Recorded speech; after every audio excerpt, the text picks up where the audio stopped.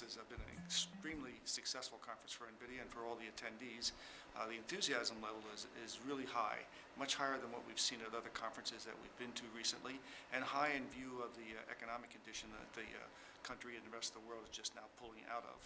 The development that's taking place in GPUs, and in particularly GPUs that are being used for supercomputer applications, and not just supercomputer, but let's just say high-performance computing applications, is astounding. And there were over 60 companies here that have new products that exploit the power of the GPU.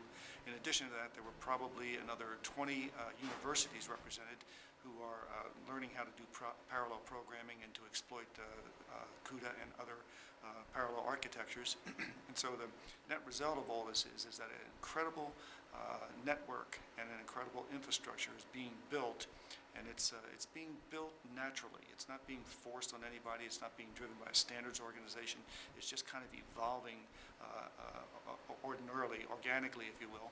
And that's going to have a big payoff, not just for Nvidia, but for anybody that makes a GPU and for anybody that's in computing for the next 5 to 10 years. The developments that are going to come out of this type of work and this organic networking are almost impossible to predict.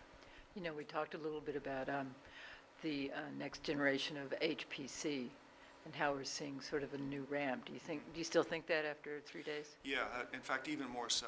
In my earlier forecast, I showed a exponential curve where I said that HPC would take off exponentially compared to the traditional Moore's Law curve, and now I think even that's conservative.